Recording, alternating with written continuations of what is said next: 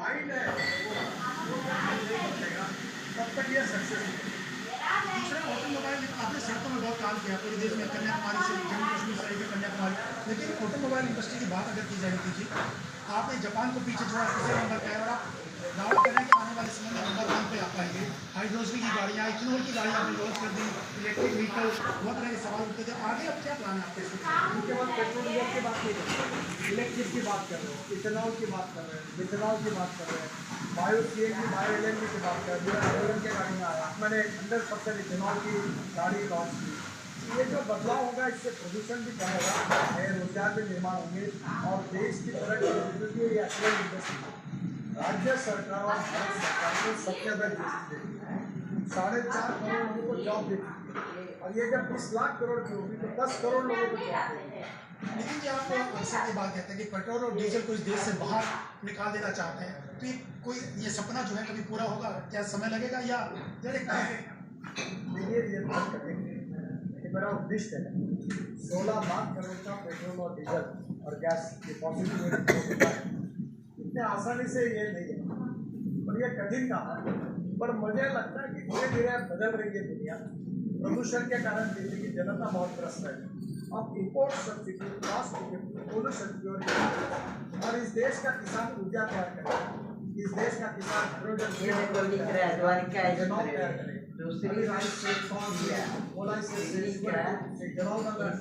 Ethanol की economy आ गई, हमारे इथेनॉल की बस चलती है नागपुर में, कैनिया की चलती है। आने वाले समय में बहुत बड़ा बदलाव होगा, समय लगेगा, पर ये समुद्र कर लिया है इतना कुछ करे तो भी डीजल बहुत कठिन है। पर अब जैसे पेट्रोल में 20% इथेनॉल चल रहा है, वैसे डीजल में भी 15% इथेनॉल चलने के बारे में रिपोर्ट आए हैं। तो धीरे धीरे अब इथेनॉल आया, बल्कि दिल्ली मुंबई एक्सप्रेस वे आपने जिक्र भी किया। हाँ, ये अभी बेंगलोर में हमने जो बसेस थी कर्नाटक स्टेट ट्रांसपोर्ट की, 15% कोयले से जो मिथेनॉल बनता है वो डाल के सक्सेसफुल प्रयोग हुआ। हम अशोक लेलैंड मिथेनॉल के ट्रक लॉन्च कर रहे हैं।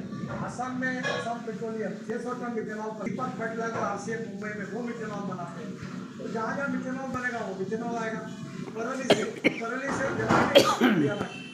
बरेली से इथेनॉल बन रहा है पानीपत में, इंडियन ऑयल, और वहाँ से बायो सर्टिफिकेट बन रहा है 150 टन, और उससे एविएशन फ्यूल बन रहा है, और हवाई जहाज चलेंगे।